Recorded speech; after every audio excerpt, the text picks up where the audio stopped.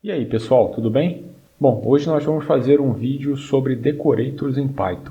Bom, antes da gente começar, já deixa aí seu like, faz um comentário aí bacana para eu saber se vocês estão gostando do conteúdo, sugere também alguma coisa para vídeo de conteúdo no futuro, algo que vocês queiram saber como faz ou queiram ver como eu faço. E já se inscreve e compartilha com os amigos aí, quem estiver precisando, quem estiver aprendendo Python, estiver precisando dar uma melhorada em algum aspecto de programação. Se esse vídeo for útil, já compartilha com essa pessoa, para ela também conhecer o canal. E vamos lá. Bom, vou criar um arquivo aqui, que vai ser o nosso app.py, padrão, né? .py. E aqui dentro, a princípio, eu vou criar uma função bem simples. Então, vamos criar uma def somar. Essa def somar, ela recebe A e B, né? Então, recebe dois números.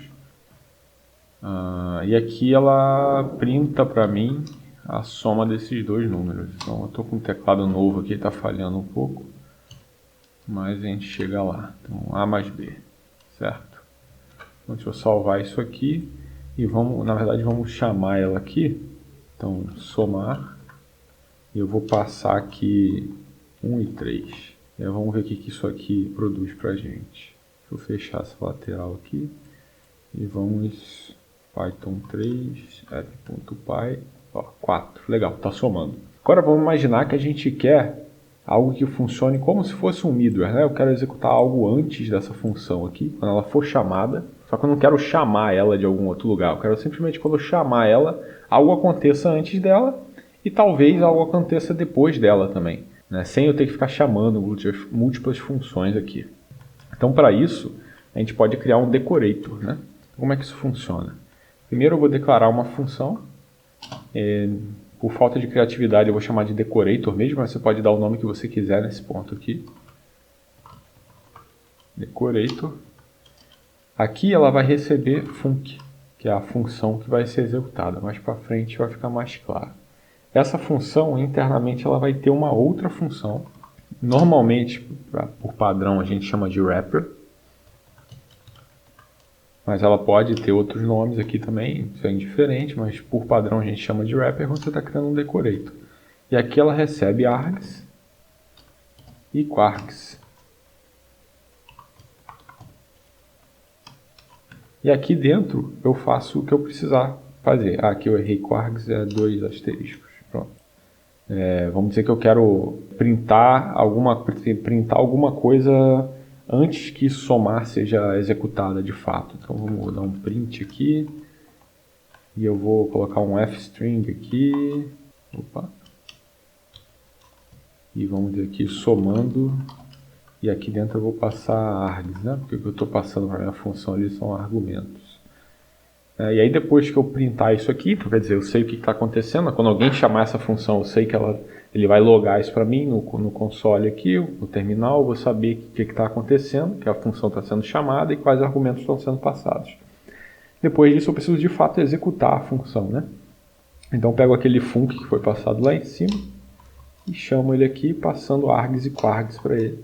Nesse caso aqui dessa função específica que a gente está decorando, ela só usa args. Mas se esse decorator for ser usado depois em outro lugar, onde se use quarks também, ele já vai servir automaticamente. Quarks, legal.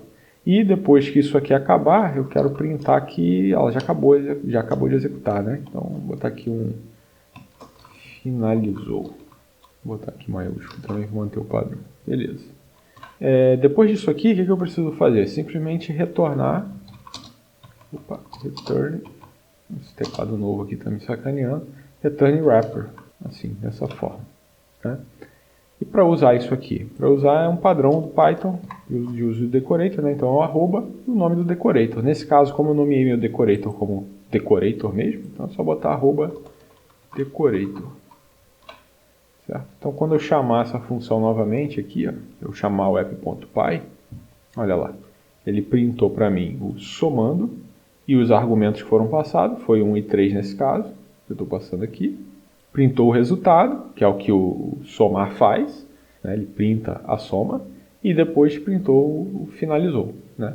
Aí vamos dizer que eu queira que isso aqui também me retorne alguma coisa. Então, além de printar para ir para o console, lá para o terminal, eu quero que quando isso aqui seja chamado, ele também retorne para quem chamou ele um valor qualquer, né? Ou, enfim, retorne o valor da soma, por exemplo. Então, eu posso colocar aqui um return também. Return A mais B. Né? Vai funcionar da mesma forma. A mais B. Aqui eu vou printar de novo, porque senão esse valor não vai aparecer em lugar nenhum, né? Então eu vou printar. Opa. Print.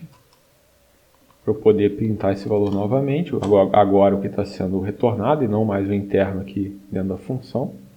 Né? E aqui eu tenho que pegar esse valor, porque lembra, quem está executando o somar é aqui dentro. É o wrapper internamente que está executando. Ele está encapsulando o somar aqui.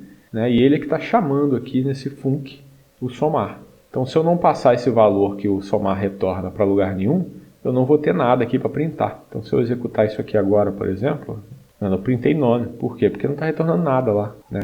Somar prevê um retorno, mas aqui dentro do wrapper eu não estou fazendo nada com esse retorno. Então aqui simplesmente eu associo uma variável, vou chamar de R, de return, e aqui depois do finalizou, para eu ter certeza que esse finalizou foi printado de fato, né? Eu dou um return R. Pronto. Agora se eu executar novamente, olha lá. Então eu tenho o somando, eu tenho esse 4, que foi esse print aqui que executou ele, e eu tenho o finalizou, que é aqui, e depois o resultado do return, né? Então ele retornou o valor para cá, esse cara retornou para o somar e foi printado. Se eu quiser mudar isso aqui, inclusive para não confundir ali dentro, eu posso colocar assim para saber qual é a operação que está sendo feita. Se eu executar de novo, então nesse ponto aqui, aí por que esse 4 saiu depois, já que ele é executado logo depois desse print, né? É porque esse valor foi retornado para cá, foi armazenado nessa variável, aí esse print executou, então por isso finalizou, e depois é que o R foi de fato retornado do wrapper, e aí sim o print aqui printou o resultado. Então basicamente é isso, um decorator tem esse comportamento básico, onde quando você quer, vamos dizer que você queira, por exemplo, logar, igual a gente está fazendo aqui, né? Criar um log de que uma função foi executada. Né? Então vamos dizer que você tem uma função no seu código que faz uma consulta ao banco de dados, por exemplo, e você quer fazer um log ali para saber em que momento aquilo foi chamado, quem chamou, qual foi o nome da função chamada, etc. Né? Você pode criar decorators para isso, para criar esses logs, ou até mesmo para, por exemplo, no caso do banco de dados, para medir performance. Vamos dizer que você mudou uma query que é executada lá no seu banco de dados e você quer saber quanto tempo está levando para ela ser executada. Então você pode fazer um decorator que conta aqui o tempo de início menos o tempo de fim, né? E te dá ali qual foi o tempo decorrido da execução da sua query lá no banco. Então esses são alguns usos básicos aí do decorator. E por hoje é isso, pessoal. Só lembrando aí novamente, lembra de curtir, compartilhar com os amigos e se tiver alguma ideia para um próximo vídeo aqui que seja bacana, deixa aí nos comentários que assim que possível eu vou produzi-lo. Tchau, tchau, pessoal. Até a próxima.